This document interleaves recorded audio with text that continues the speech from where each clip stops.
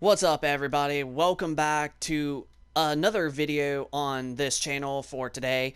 And today we're going to be discussing about the UK suing Sony PlayStation for their higher digital price game practices. And it's not just Sony that's doing this too. It's Microsoft and as well as Nintendo. Like, we've been living in a era pretty much for the last two basically decades at this point, with the Xbox 360, the PlayStation 3 that originally, like started the whole online gaming and digital, purchase, like whatever.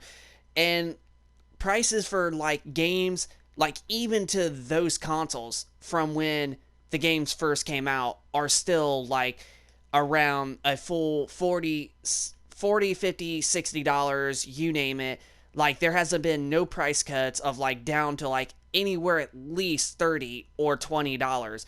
Like, it's just insane when you think about digital purchases of games, when now this is going to be really relevant for GameStop for you to, if you want to go play at like an old school game or whatever, and you want to be able to buy like a, not like a super expensive digital price. Well, you can go to GameStop and you'll be able to like save a lot more money on a physical digital, or I don't know why I said digital. You'll be saving a bit more money on like a hard physical version than if you were to buy the game on the store. Well, however, the UK is actually suing Sony right now, and this is not $7.9 thousand. It's definitely not $7.9 million, but a whopping 7.9 billion US dollars is what Sony is getting sued for their higher prices and greedy practices on digital games, which, to be frankly, this does need to happen. It needs to happen with all three of the companies, because I mean, like I mentioned, there's games that came out on the Xbox 360 and PlayStation 3 within the first 2 years of those consoles being out on the market, and those games are literally still like really expensive. Like, they're still like anywhere from $40 to $60 as they were when they came out early on in that generation and such. So it's just a weird thing and such. And honestly, this is going to hopefully bite all three of the companies in the butt and make them realize that, like, they're going to have to eventually, lower the prices of games and such, like at least within a year. Like, this is my personal take, but I don't know if this is going to help any, this $7.9 billion charge that. But in my personal opinion, I personally think that once a game is out, then after its first year, it should be dropped down to like $10. Maybe not even that, probably 20 if anything.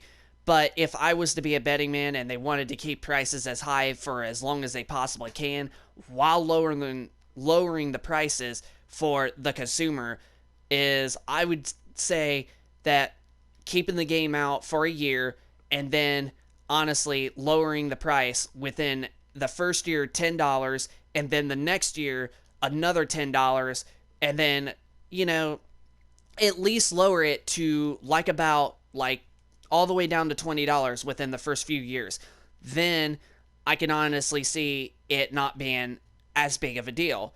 But keeping these games that have been out for years for like, $60, $50, you name it, I do think that this is a little bit mistreating for the consumer, and I definitely do think that something definitely does need to get done about this. And I'm glad that one of the three giant corporations is finally getting a taste of their own medicine when it comes to this. But that's personally my honest opinion of when it comes to, digital prices games, is they should just lower the prices down to, $10 every single year. And then once they get down to, like $20 for the game, I still would say to lower it a little bit more than that. But $20 for like a game compared to 60 is not as big of a deal as, the game staying up around 40, 50, $60 within years after being out when they're not even worth that much anymore. And you could literally just go into a GameStop or a Walmart or whatever tech store, and you could literally buy a physical version of those games for a heck of a lot cheaper than buying it digital. So, yeah. Honestly, like, I do think that this is going to hopefully, create some pressure on Sony, and then maybe also Microsoft and Nintendo might follow suit.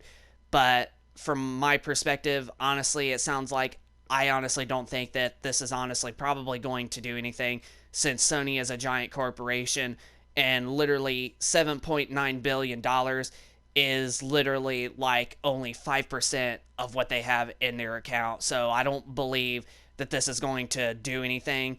But honestly, if these, keep on doing it, not just from the UK, but, from other countries, then yeah, then we're going to probably finally start seeing some price drops and all that like we should be getting on digital games.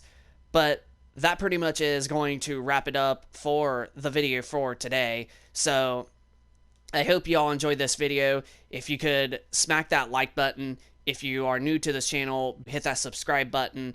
And also be sure to leave a comment down below of your thoughts of the UK suing Sony for $7.9 billion for their higher digital game prices, greedy practices that continues to still go on for as years go.